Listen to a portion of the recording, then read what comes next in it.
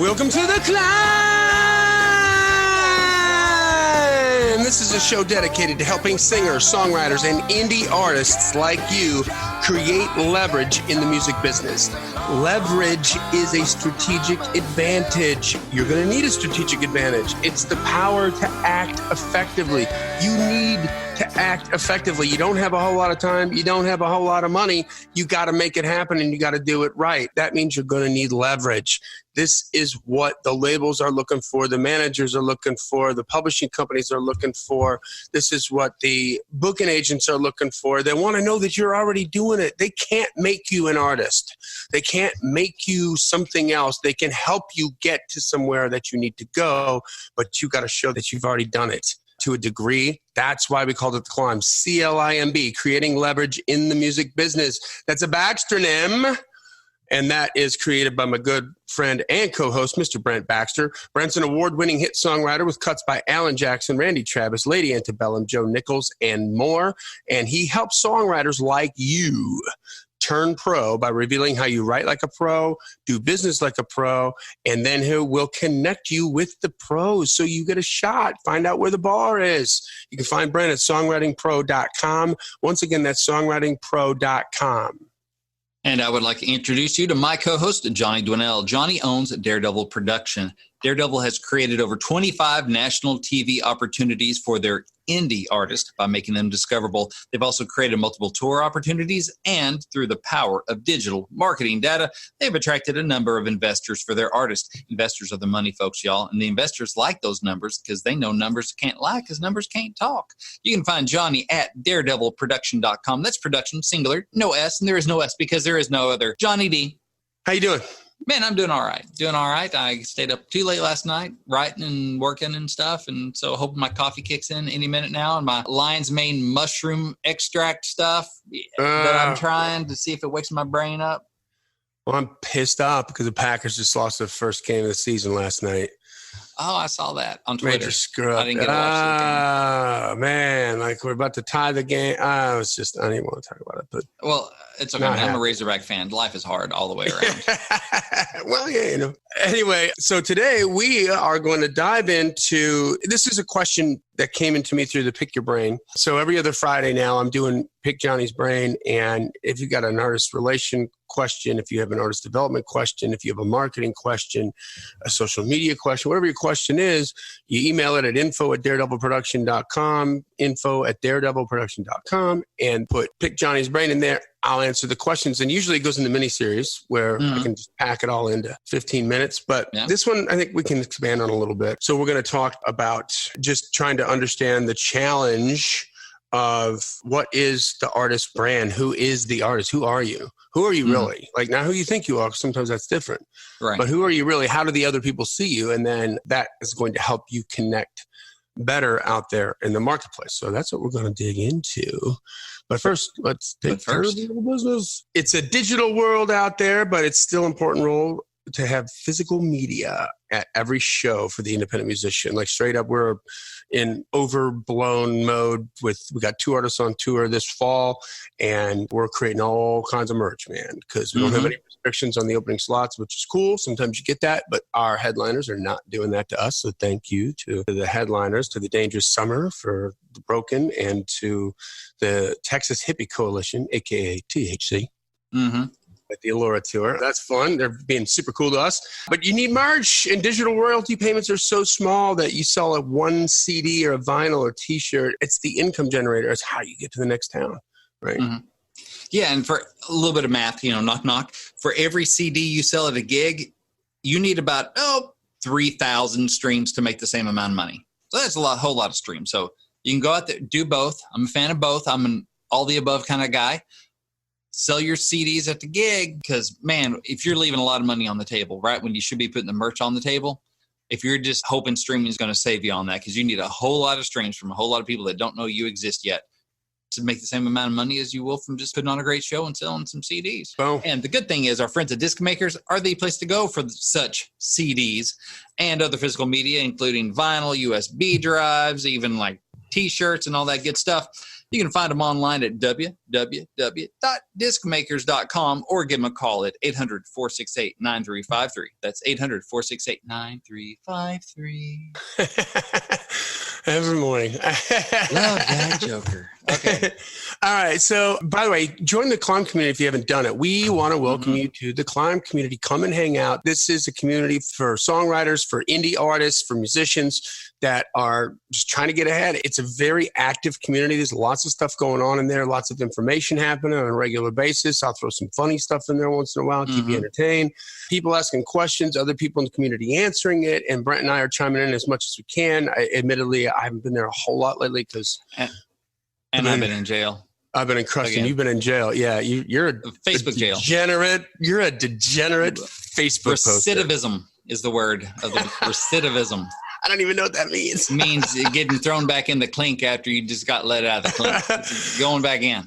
All right, well, go to the C.L.I.M B community on Facebook. Ask to be let in. We let everybody in and figure it out for yourself. It's just going to get a little bit closer to the heart and the pulse of what's happening here. Subscribe to the podcast wherever you consume your podcasts so that you get every single episode, and you can go back and pick and choose the episodes that speak to you through the title. We're trying to get our ratings and reviews up. We're trying to make that happen. So take 30 seconds. You've been thinking about it. I know you've been thinking about it. You've been thinking, man, I got to do that.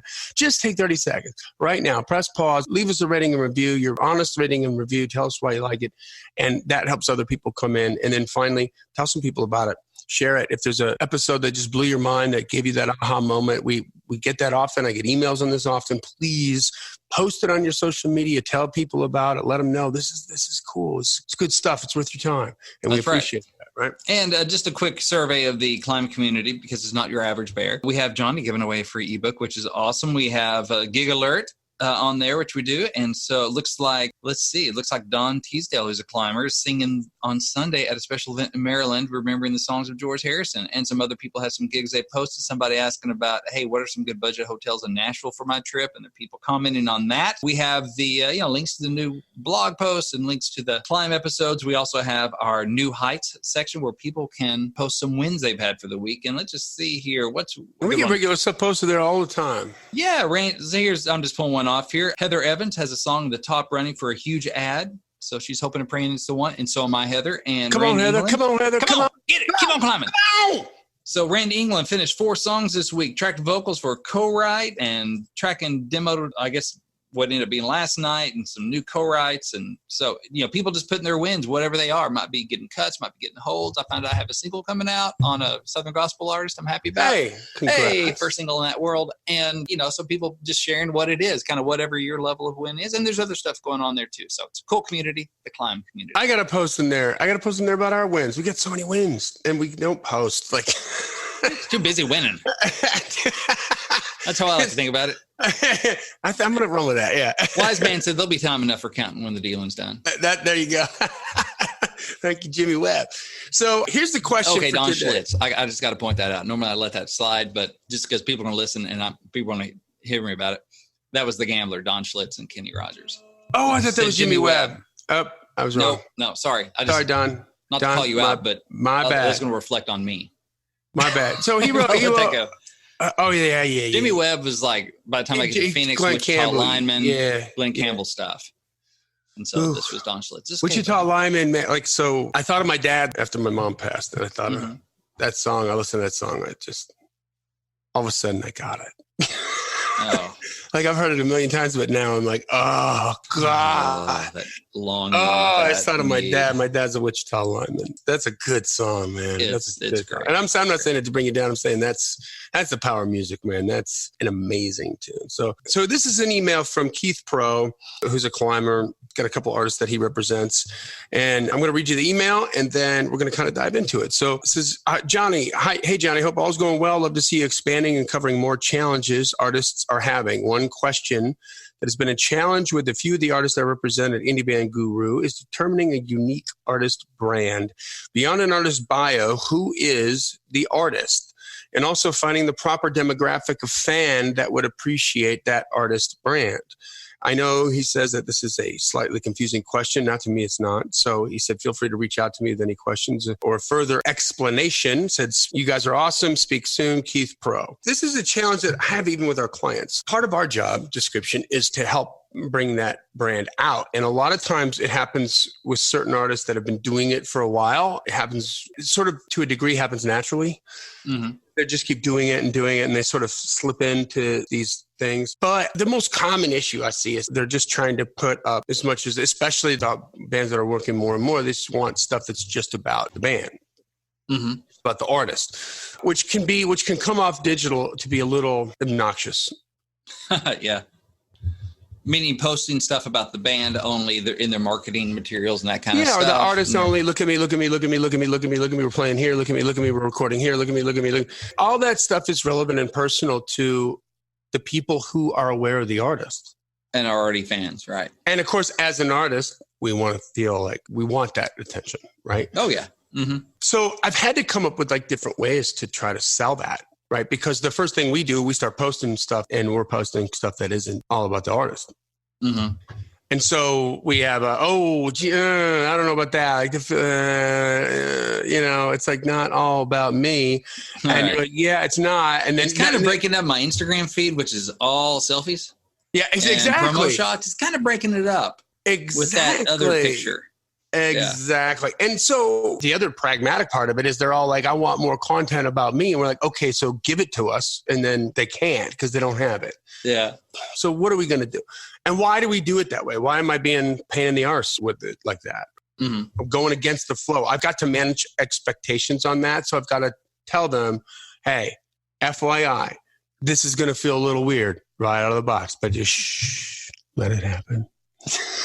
That's creepy. It's okay. Yeah. It is. I feel creepy when I say it, but I'm like, man, you got to just trust the process. Trust the process. Right. That's less creepy. So what is the artist brand? I think obviously it's different for every artist. You start with the questionnaire. We offer a free questionnaire.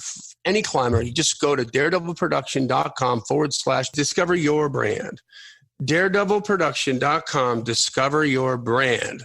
Download the free questionnaire. I think we got the latest one up there, which just means it's longer. It's either 150 or 200 questions. Okay. Mm-hmm. These are getting to know you questions. This is the actual questionnaire that we give to our clients when you come on board with Daredevil, start paying us a retainer. You got to fill out this questionnaire. Mm-hmm. And they're all like, oh, this is taking forever. I can read you the email complaints from the last 5 artists we brought in. Like, dude, what is going on? It just keep going. Just keep going. Right. Answer it. Just answer it. Because they're getting to know you questions. I want to know. Come on, you want to talk about yourself? Use your chance. You know what? Like, I don't do that. I need to say that. First of all, this gives you a chance to talk about yourself. Like, right. I want to know about you. All about you. Because you're the big bright shining star. And that really is what we're trying to do. But there are questions as light as top 10 favorite songs, top 10 favorite bands, favorite guitar players, favorite drummers. Mm-hmm. Do you have an opinion on it?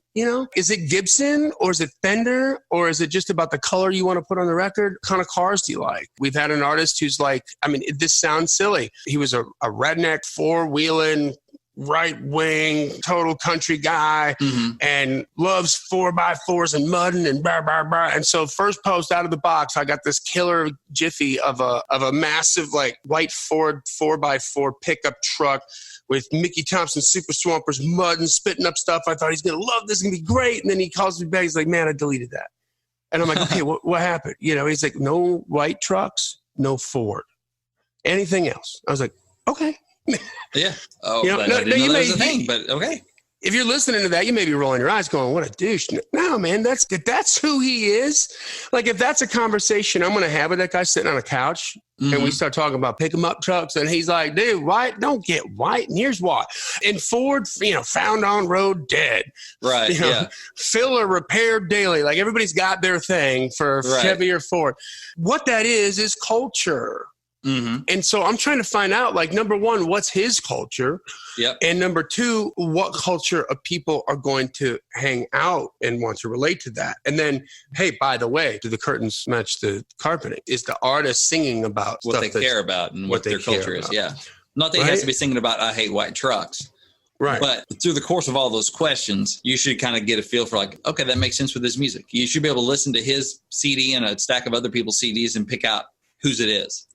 Yeah. If this artist didn't, but if the artist continues to grow and continues to move forward, well, you know, Chevy or Dodge might be real interested in knowing that they're adamantly against Ford. Exactly. Yeah. You know, they might like that. So when it comes to figuring out the brand, and you've got to treat it from the artist's perspective. So maybe you're listening to the podcast and maybe you are a musician with an artist. And so maybe your brand is different than the artist's brand.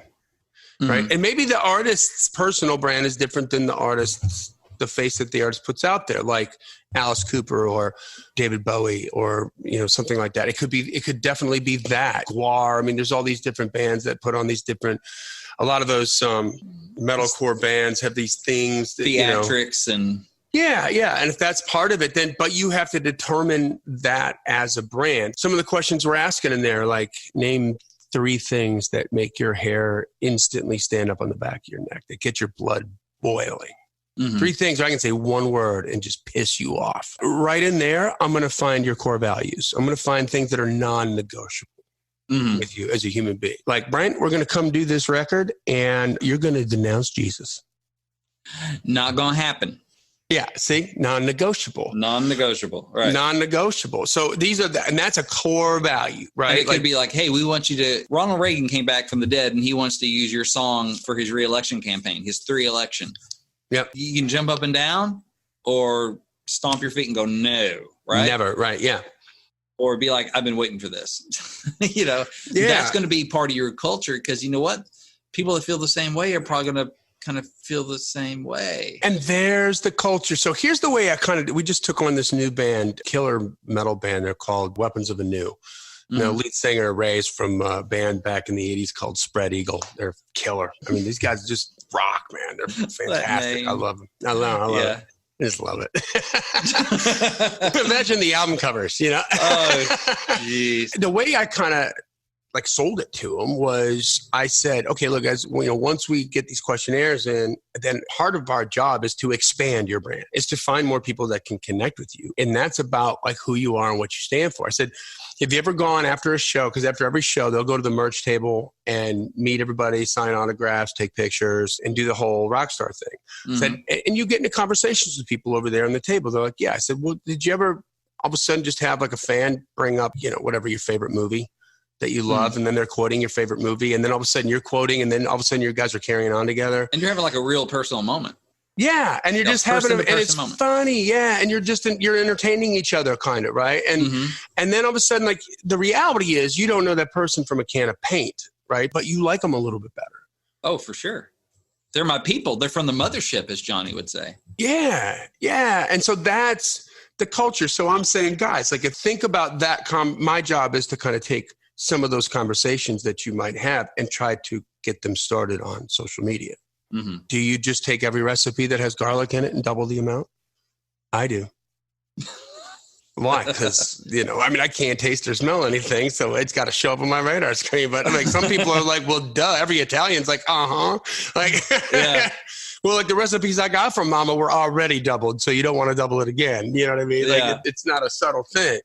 Or you hate garlic, or you're gluten-free, or there's just a million things that people connect on. And when you can find something that's for you that you can connect on, all of a sudden it just makes you a little bit more interested in something. And the thing is, like, say the garlic thing.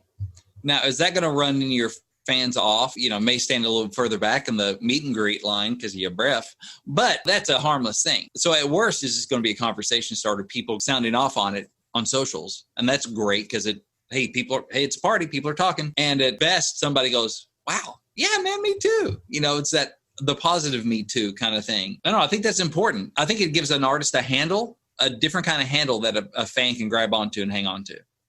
Yeah. It's like Velcro. You know, it has all these little hooks, right? Or all these little loops that fans can hook into, like the other side of the Velcro. Yeah. And so the more kind of loops you have out there, I double my garlic. I love the Arkansas Razorbacks. Oh, I'm stealing that. Blowing That's up. A great way to describe it. There's more way to be sticky to your fans because all these different little hooks for your fans to latch on to. Yes. The music's got to be there. But sometimes, honestly, I like some artists more than I like their music. Yep. Because like they're my people. It's not quite my music, but they're my people. Yeah. Or there have been some fans who are like, I want to like their stuff more because I know they like some of the same stuff I do. And it gives you an affinity. It's affinity marketing, right? Yeah. Think about so I know like when Tori Amos blew up with Little Earthquakes. First of all, I mean, artistically amazing record, right? Look, I just listened to that again last week, and it was that the one with "If God Was One of Us"? No, that's not Tori Amos. That's Joan Osborne. That's who that is. Yeah, sorry, that's something. By the way, worst song on that record. It was the single worst song on that record. If you go listen to that Joan Osborne record and listen to the whole record, and that's like it sticks out like a sore thumb. It's not a bad song. I'm not saying it's a bad song, but it is like.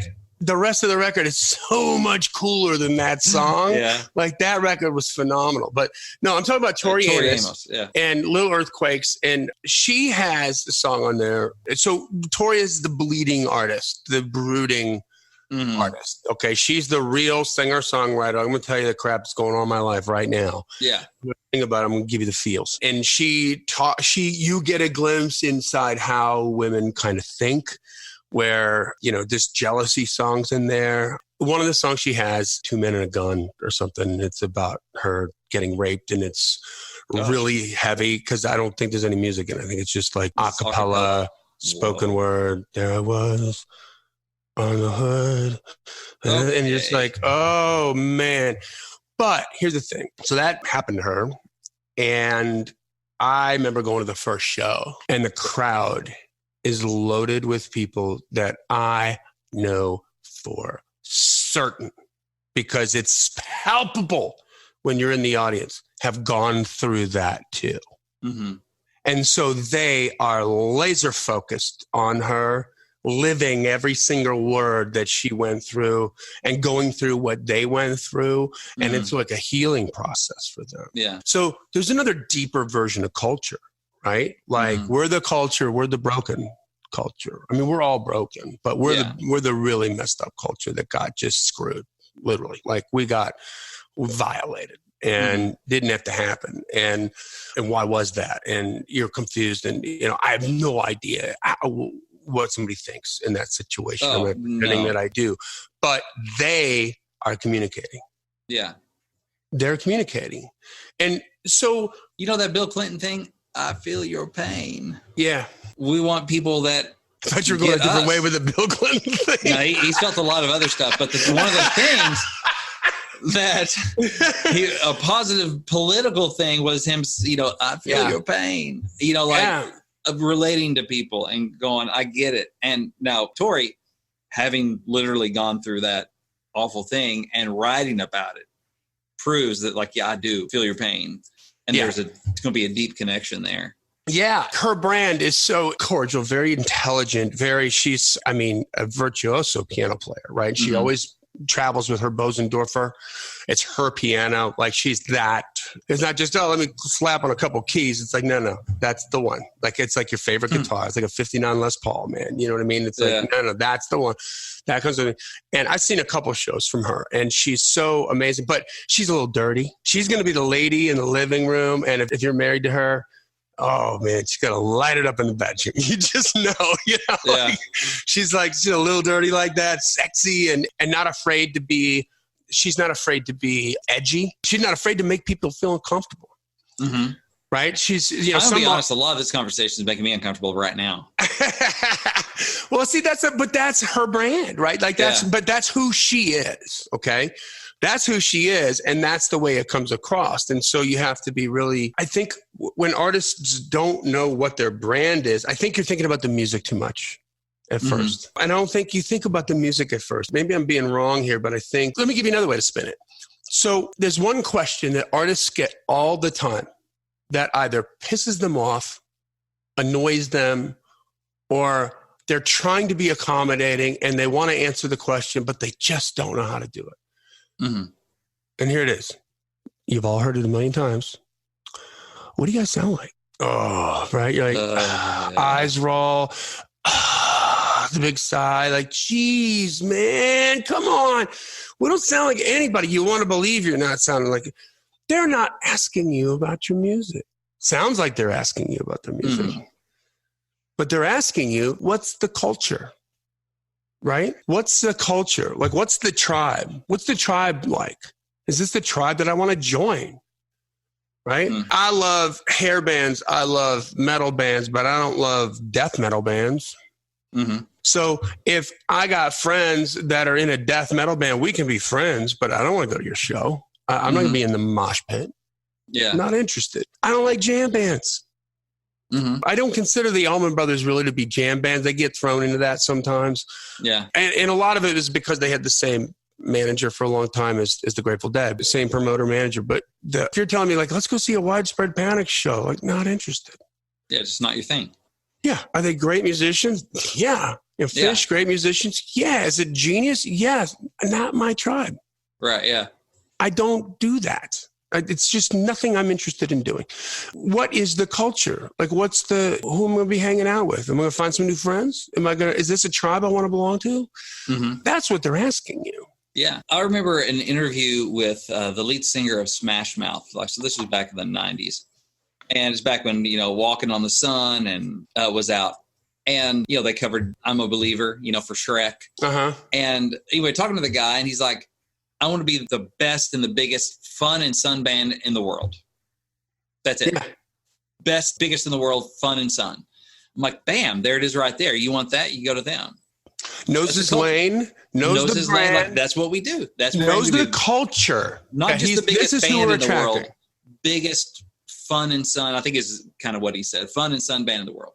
Right. So you know what? Brand is not... Hey, now you're an all-star. It's just fun. I'm a Believer. Fun, right? Yeah. But I'm not trying to be Counting Crows. So let's talk about that for a second. So people get hung up on brand is they try to connect brand to the music and they directly, it's about the music, but it's indirect. Okay. And they try to connect brand a lot of times to logos. Yeah. Right. Like people think logo when they think brand. You do. Yeah. That's not the brand. The brand is how does it make you feel? Right. So what's the brand of Smash Mouth? Say it again. Fun and Sun, baby. Fun and Sun. This is spring break, man. We're on the beach. You got a beer in your hand. Woo! It's young. It's a young audience. This is what we do over here. Wow. Nothing heavy but my cooler. Right. What does Buick make you think about? Well, car. Solid. But what's the brand of Buick? Buick is old. Like, that's what you get when you're retired. That's I was thinking solid. Like, I think of a big block car. Well, yeah, you think of the real old Buicks, right? Yeah, like, exactly, yeah. The Tempest or something like that. I don't even know. I think 1980s Buick.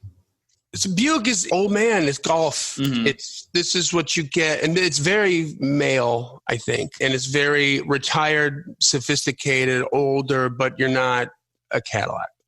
Right, yeah. How does it make you feel?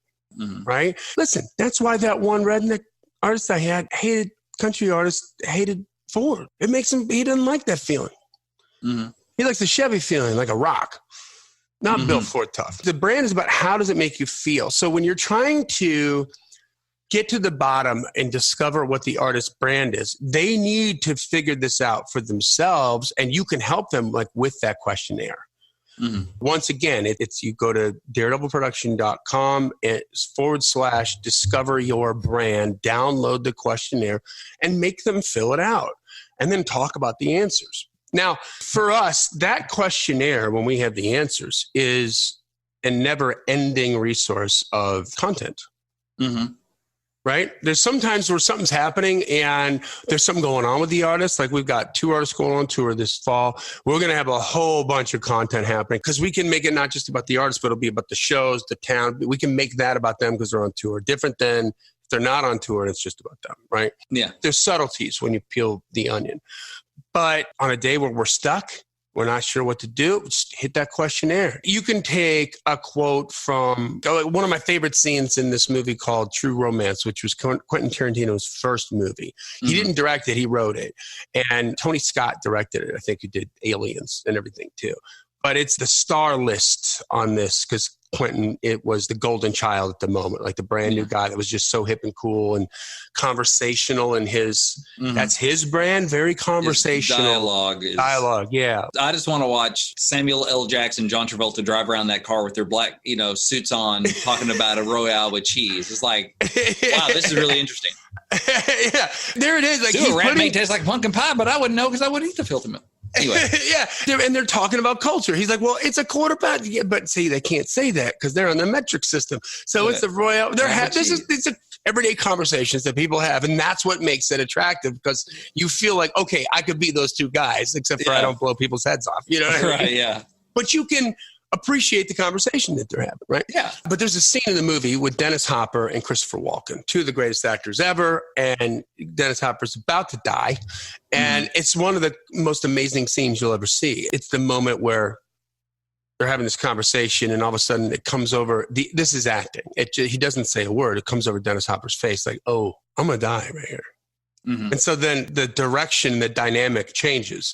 And he's like, I think I will have that Chesterfield. And because Christopher Walken offered him a Chesterfield. And so he lights up the smoke and he just starts ripping into Christopher Walken. like he's a punk ass, Just that scene, though, like describing that scene. Anybody else who loves that scene, who's seen that scene, that loves that scene, gets it. Right there it is. So now we're connecting. We're communicating.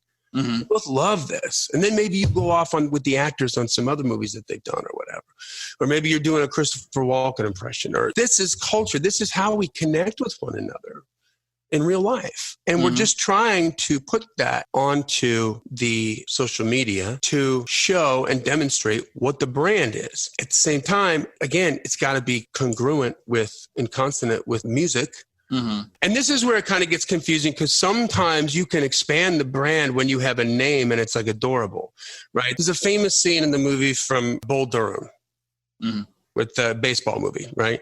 And it is Kevin Costner, and he's like the old salty dog catcher in the AAA that's been to the show for 12 days in major leagues and just can't get there. And he's got to help bring up this new young hot pitcher guy who's, I can't remember who his name. He's married to Susan Sarandon, who's also in the movie. They met on that movie set. Yeah. But anyway, and this guy's like a buffoon, right? Because he's a rookie. He doesn't know what the hell he's doing. He's got all kinds of attitude. He drives a Porsche with a Blaupunk stereo, and all that crap pisses off Kevin Costner. So his job is to groom him for the majors. And so he picks up his shower shoes, and they're disgusting, right? They're loaded with mold. He's like, dude, you got to get new shower shoes, right? Because when you're in the show and you got moldy shower shoes, the press will think you're colorful. But until then, you're just disgusting. That's what that means. So extrapolating from that and bringing that in, Celine Dion can't come out of the box looking like Guns N' Roses. No. Right? Ripped leather, concert t-shirt. If she comes out of the box like that, that's her first record, and she's singing Celine Dion songs. It's very confusing. The brochure ain't like the ride. Right? But 20 years later, when she shows up on Oprah with a pair of ripped leather pants and a Guns N' Roses shirt, it's adorable. Right. Why? Because we know Celine Dion. It's Celine Dion wearing a Guns N' Roses outfit. That's it's cute. So cute. She can pull it off. God bless her. She still looks great. She got a great figure. Oh my God. But before that, it's confusing. Yeah. So you have to get to your brand, and the brand is how it makes you feel. So when you're talking about targeting audiences, when I tell artists, like, because I have to ask artists that question, like, what are 3 other artists that are kind of orbiting around your thing, or orbiting around your plan, like what you're orbiting around, that are in the same kind of lane? The first thing they go to is, I don't know what we sound like. I don't know who we sound like. And I'm like, I'm not asking you about the music. Yeah. I'm asking you about the culture. The culture's going to determine the music, right? Like, if you're trying to be a jam band and you're talking about a hair band culture, you're going to be pinging me, and I'm not going to care. Because I don't think you're going to be. Right? So who are the people who are going to show up? Like, what other bands do those people go see? What do they like? That's what you want to ask. So, sometimes I'll ask an artist, I've tried to put it this way, and sometimes it goes sideways, but I'll be like, hey, if you could open for any artist on the planet, big artist with a huge audience, and go on a world tour as their support act, what artist would that be? And they go to the heartstring, like, oh, I've always loved Guns N' Roses, or I've always loved Rolling Stones, and I want to tour with them, and da-da-da. Okay, but think like a record label. Right. Whose audience would also love you, love your music, would just go with a friend to see the concert because their friend likes your music, and so they're going to like your music. That's who we're trying to determine. Like, what do they listen? What else do they listen to? And so in the email, Keith was asking about like the demographics, but you also want to dig into the psychographics, right? Like, what else do they listen to? What do they eat? What do they drink? What do they drive? What do they do for fun? What do they wear? What do they talk about? What are their favorite sports? What magazines do they read? What TV shows do they watch? Bunches of musicians know inside and out the movie Spinal Tap. Yeah. Right? So there's your culture right there. There's a psychographic. And if you're a musician and you're young and you don't know Spinal Tap, shame on you. Okay? Like, shame on you. Because it's about every band. So it doesn't matter if you're country, rap, doesn't matter what genre you are, like that makes sense. That hits home. So this is the way you need to approach, like trying to discover what your brand is. Number one, be able to articulate it, and then make sure that it matches with the music, and make sure that it is, because sometimes it can be different. You know, I don't know like Kip Winger that well, but I've hung out with him a few times. I'm not close friends with him in any way, shape, or form. But I know this dude is like super intense.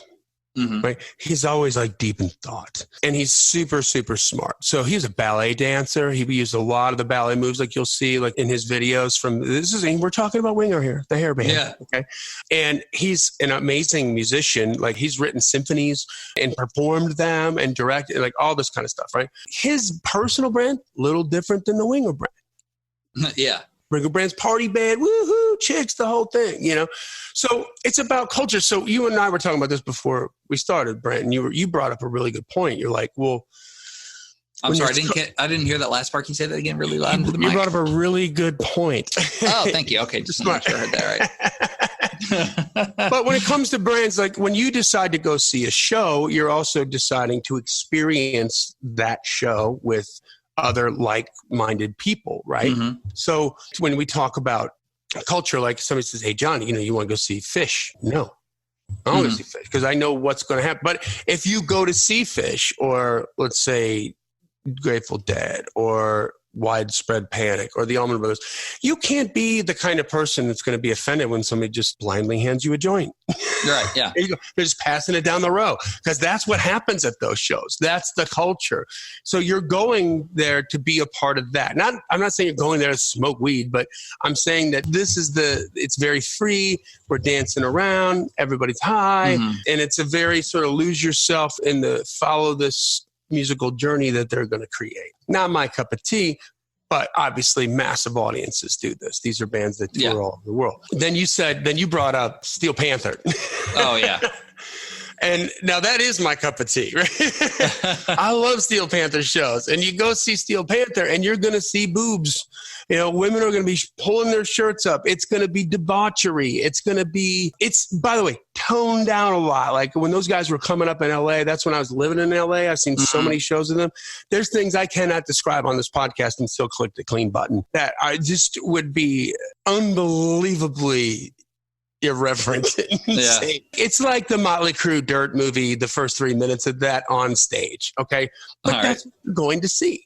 That's the culture, right? That's what you want to connect with. If you were to go see Barbra Streisand and somebody just sort of handed you a joint or pulled their shirt up and showed their boobs, you'd be like, wait, what? What? That's We're not here to the see same. Babs. We're here to see Babs. Yeah. Not boobs. A bunch of gay guys pulling up their shirts, baby. So look at my chest. Right. I love you, Barbara. That's the culture that we're talking about. And this is what the brand is. It's how do you feel? How does the music make you feel? If I feel like I want to go get high and hang with this big community of people and dance around, just lose myself in a 20-minute jam, then jam bands are your culture. And what other jam bands are, if that's what your music sounds like, then you need to be targeting people who like other jam bands, like Fish, like Widespread Panic, like the Grateful Dead, like probably 20 other bands I don't even know about. Right, yeah. if you're a country band and you're a bro country band and it's all about party and fun and toes up on the dashboard and bonfires at night and mud and take a dirt road and getting back to nature, then when you get it down to that granular point, it becomes very clear, like, okay, these other artists have the same kind of culture that we have.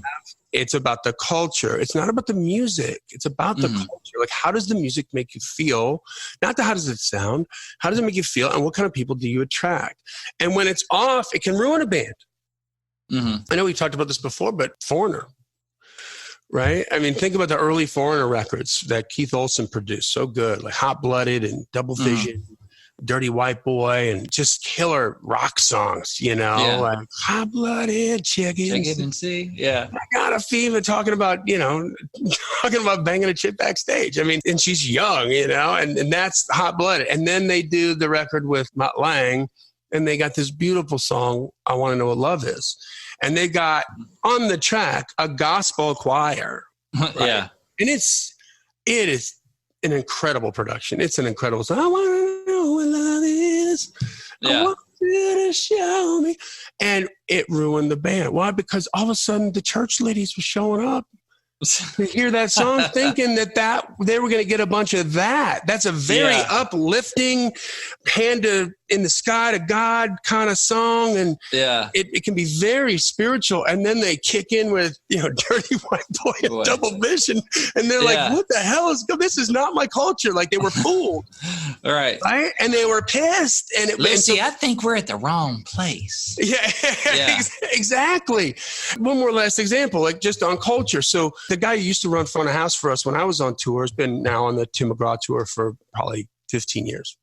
Also with another guy that's from the same town that's been with him for like 20 years, John Prestia and Mick Wick. And we know each other from way back. Wherever I am, and I've been in several different places in my life, if they're coming through town, they'll hit me up. Johnny, what's up, man? We're coming through town. You want to come out? You want to come around?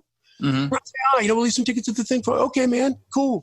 And so this one time they came to Glen Helen Park, which is where they had the US Festival, which is like about an hour outside of LA. And they left 4 tickets for us. So Tim McGraw. I've never seen Tim McGraw. I know who Tim McGraw is. I'm a rock guy. I am not in the country music scene. I'm living in LA at this point. I have not come to the country music market in any way, shape, or form. So I'm ignorant of the whole thing. And I know this about 90s country. I love the stories, never a fan of like the guitars, because I want to hear a guitar and know in 0.5 seconds, like who's playing it by the tone.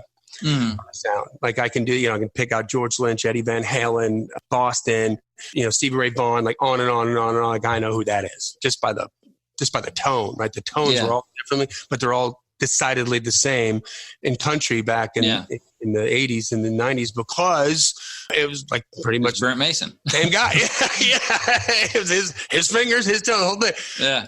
So I go there. I got 4 tickets. I got a girl with me. I got my buddy. He's got his girl. We go in killer seats, 11th row, like right at the end of the jetway.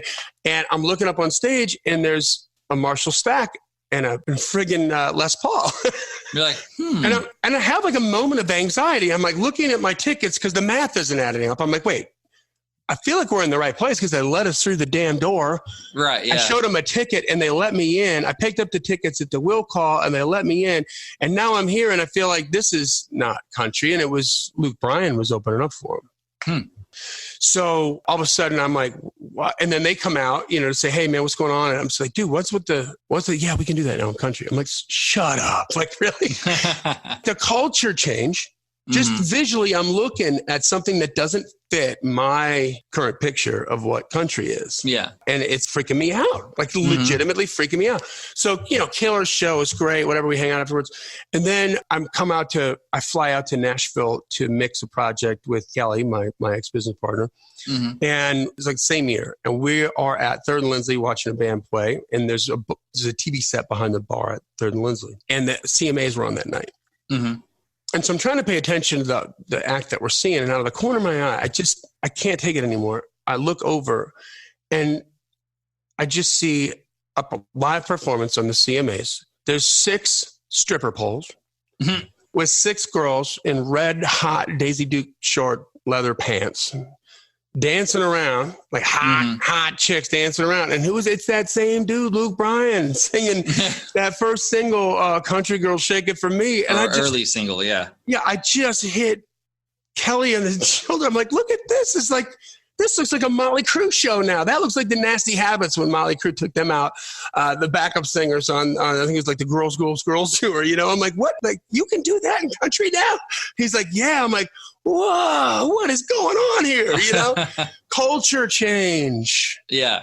Culture change. The brand can change a little bit now, all of a sudden, right? So that's what it is, guys. I hope that's helping you make sense of that. You got anything you want to add to that? Man. No, you kind of blown my doors off a little bit. I had something and it's gone now. I'm just sticking with Velcro.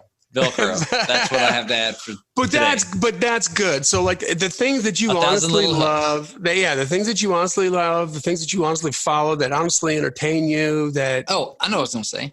Yeah. You don't want to show up at an Eminem concert with a Make America Great Again hat on. That's right. Yeah. Song to culture. Wrong culture. Wrong culture. He'll be looking at you going, you obviously don't know where you are. Yeah. And how do we know that? Because Eminem's talked about it, right? Yeah. Oh, so who does he attract? Even more so than just he attracts two kinds of people. Left people like, oh, we hate Trump. Okay, great. And closet right-wing people that aren't going to show up with a hat, that just want to see Eminem. I'm just here for the music. Yeah, they're not going to disrupt the culture, right? Right. They're not going to disrupt the culture because you're going there to commune, to be in a community, to be accepted, to be a part of this thing that's going to happen. And that's the gig, man. So when you're trying to figure out your brand, go to daredevilproduction.com, discover your brand. Just tell us where to send it. We'll send you the free download. Go through those questions, answer every single one as honestly as you can. That's where you got to start. And then you got to start thinking about, okay, who else likes this kind of stuff? Right? And then you're going to find like, okay, instead of focusing on what you sound like or who you sound like or anything that's that irritating to an artist, just focus on the culture. Like, what does their audience want to feel like? And who feels the same way, and can it work? Because it could be decidedly different sounds that have the same culture or can use the same culture to catapult. I mean, when the Black Crowes first came out, they opened up for Aerosmith. Black Crowes more Southern rock. Aerosmith at the time was way more pop rock. That was the 80s. That was Crying and Angel and... Yeah, that was the Fairchild. Yeah, that was the big ballads and the big MTV stuff. This was not, I think the Black Crowes would be closer to Walk This Way, to their stuff in the early 70s and like the Faces and everything. So their music, it wasn't the same by any stretch of the imagination, but the culture was. See? So it's not about the sound, it's not about the look. The look, I mean, Aerosmith way more flashy. Black Crowes look dirty. You know, like they just came on, looked like the Stones in 1972 or something. Here's another example where it didn't really work. And I don't know the numbers behind this, but Queensryche on their second record came out and they were the record label had them all dressed up and looking like rock stars, like freaky space rock stars or something. Yeah. Great album, by the way. And they toured with AC/DC. So it's a rock culture, to be sure, but they're more like progressive, heady rock, and AC/DC is more like, just pour a beer and have a drink on me. Yeah, exactly. I'm sure they got more exposure from that, but that's a weird culture thing, right? And AC/DC fans are notoriously like hardcore. Like they don't care who you are. They don't care if you're the Rolling Stones. Get the hell out of here. Right. We're here to see AC/DC. You're getting in between me and my AC/DC and messing with my happy. Like I need to. But anyway, so I hope that puts some description into it and helps you kind of get your focus on the things you should be focusing on and not getting hung up on the things that you shouldn't be hung up on, Keith. And maybe that gives you a way to sell it to your artists so that they can wrap their heads around it as well. So get that free download, guys. Join the C.L.I.M.B community. If you haven't done so already, subscribe to the podcast. Leave an honest rating and review. Don't think about it. Do it. We're trying to get those numbers up. We're trying to get way up. We want to get over like 200 ratings and reviews here in the next couple months. So finally, share it. If you love it, if you know it, share it. Let everybody know about it. This podcast exists because we want you to win. So keep on climbing. And we'll see you at the top.